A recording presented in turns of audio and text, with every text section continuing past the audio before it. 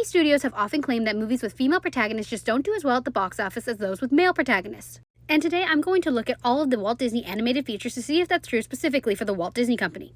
Depending on the results, I might go and do this for other companies too if you guys would like to see it. Now, why Disney? Throughout the years, Disney has repeatedly said that they don't think movies about girls work, despite the fact that their Disney Princess line is a huge part of their identity. And it's not just Jeffrey Katzenberg that has said this. Several different high-level executives have gone on record to say they think they should focus on male protagonists, and I'm going to see if that's true. So first and foremost, I took every single movie, I made a list, and I'm going purely based on global box office results in millions.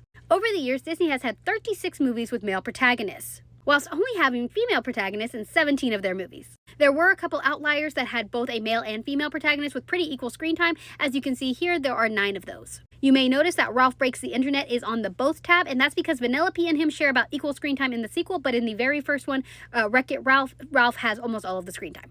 So I put that one firmly in the male protagonist. And of those 37 male protagonists, only a couple really held the charge, and that would be The Lion King and Wreck-It Ralph. In total, the male protagonist made a little over $7 billion. On average, is making $195.5 million per movie.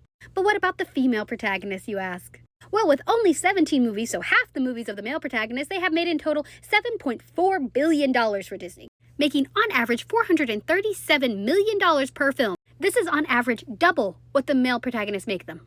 Now, there were only 9 films that had both a prominent male and female protagonist, and these made a little over $3.8 billion, which frankly for the disparity is still pretty decent, with these films that have both genders as protagonists making on average $423 million per movie. And as I said, each of these lists has ups and downs. Because I went purely by box office, that doesn't take into account things like merchandise, it doesn't take into account like cultural impact, but I would bet good money, and pretty firmly, that toy sales for the female-led films outweigh those of the male-led films. Though the ones that have both, I can make a strong argument for because there is a lot of Lilo and Stitch and Zootopia merchandise out there. But on the other hand, I have seen so many toys with the Disney Princess line, Moana, Frozen. Comparatively for the male lines, I've only really seen toys for maybe The Lion King and Wreck-It Ralph, and maybe Big Hero 6.